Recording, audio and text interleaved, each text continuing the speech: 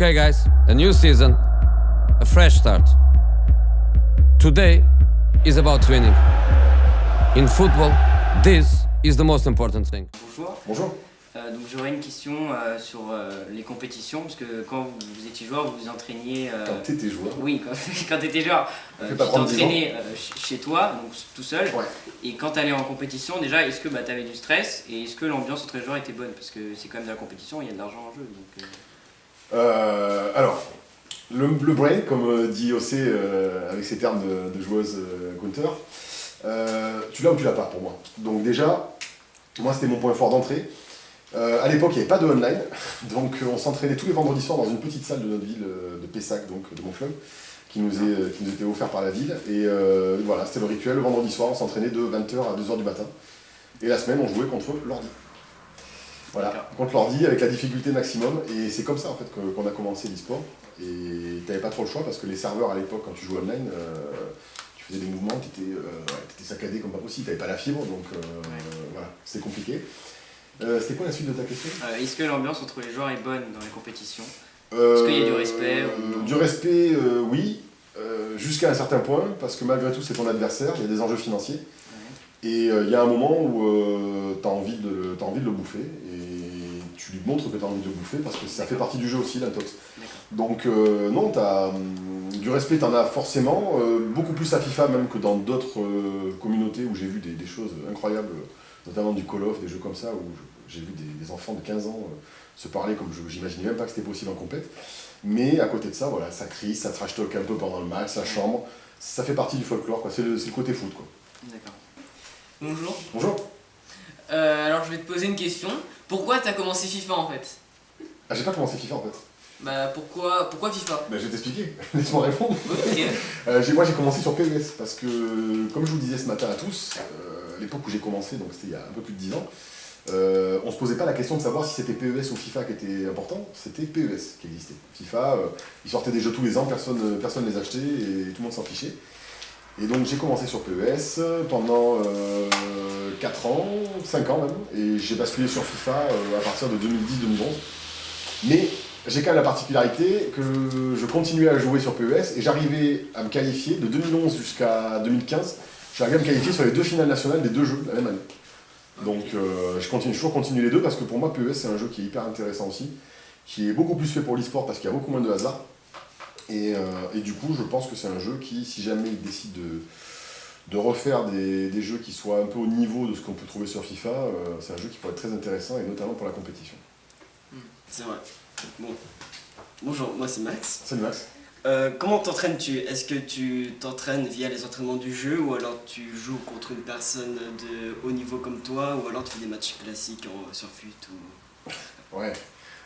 FUT, déjà quoi qu'il arrive, t'as FUT Champions tous les week-ends. Donc minimum t'as 40 matchs à faire en 3 jours.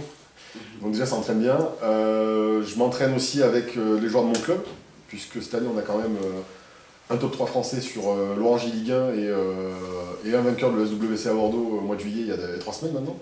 Donc c'est quand même pas mal pour s'entraîner. Il y a pire comme partenaire d'entraînement. Donc ça crée aussi une émulation parce que forcément quand tu t'entraînes avec des joueurs comme ça, bah, déjà tu prends du niveau quoi qu'il arrive, et puis bon, on a tous un petit peu de niveau aussi. Ouais, après les menus d'entraînement, je t'avoue que je les touche pas. Excepté avant les matchs, les 10 secondes de chargement où je m'amuse vite fait. Mais je les touche pas parce que les touches qui sont expliquées dans les menus d'entraînement, je les connais déjà, donc je ne vais pas perdre du temps à faire ça. Ou alors si je voulais me faire quelques trophées PlayStation éventuellement. Mais voilà, dans les menus d'entraînement, je les touche pas. Je fais du FUT Champions, du FUT. Je joue pas tant que ça.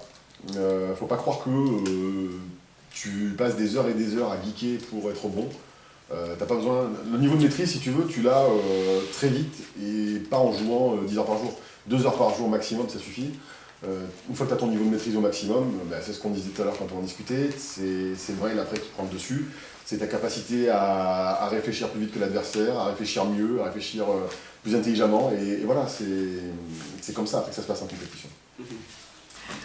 Bonjour Stéphane, donc moi j'ai une petite question, je voulais savoir pourquoi tu as commencé l'e-sport, pourquoi la PlayStation, pourquoi FIFA ou PES, et comment tu as fait pour en vivre? Alors, déjà l'e-sport, quand j'étais petit, même très jeune, je battais déjà mon père et à peu près tous les copains qui me mettaient dans les pattes. Donc quand j'étais petit, mon père avait une quarantaine d'années et il avait des copains qui avaient entre 30 et 40 ans. Donc c'est en gros la catégorie d'âge dans laquelle je me situe. Et à 8-9 ans, j'arrivais déjà à battre tout le monde, donc ça commençait à être intéressant. Un jour, il y a eu un tournoi à Brive, parce que moi je suis de Brive à la base, je ne suis pas à Bordeaux, maintenant je vis à Bordeaux. Tu Mais, parlais de quel tournoi, tu parlais de quel jeu? à l'époque, PES, enfin PES. ISS, ça s'appelait à l'époque. C'est devenu PES après. Et donc après, il y a eu un tournoi de PES à l'époque à Brive, donc ma ville natale. Là aussi, pareil, j'étais plus jeune. J'arrive là-dedans avec des mecs surmotivés. Il y avait des jeux à gagner. Je crois que le vainqueur il partait avec 3 jeux de mémoire. Et là, je fais le tournoi, je le gagne. Et j'ai commencé à me lancer dans la PES League, qui était à l'époque le circuit phare, où il y avait dans la France entière, tous les week-ends, des tournois à 200 joueurs qui se jouaient. C'était de la folie dans des grandes salles, c'était incroyable. Et du coup, petit à petit, de fil en aiguille, les années ont passé, l'e-sport a commencé à prendre son envol. Des jeux déjà étaient quand même déjà bien cotés comme LoL, tout ça. Le foot, ça commence à arriver depuis 2-3 ans maintenant en France. Et comment on vit, en fait, petit à petit, je me suis rendu compte que j'avais aussi, au-delà du côté joueur, des possibilités sur de l'animation commerciale autour de FIFA, sur du commentary aussi, du cast, etc.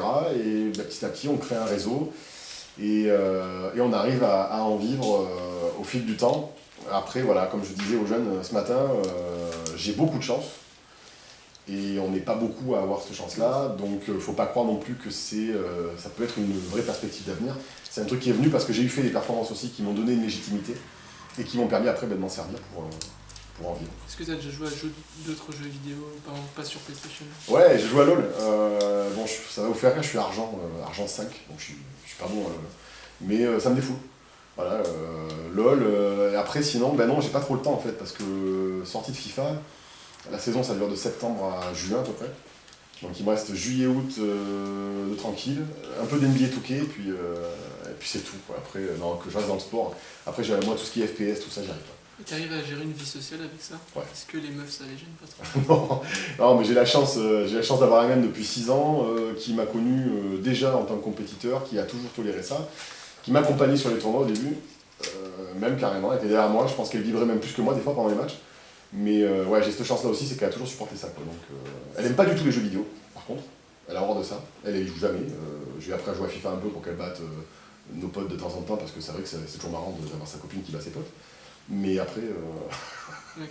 Ah non, mais merci. après voilà, elle a toujours toléré ça, et heureusement, parce que là aussi c'est pareil, ta question elle est intéressante.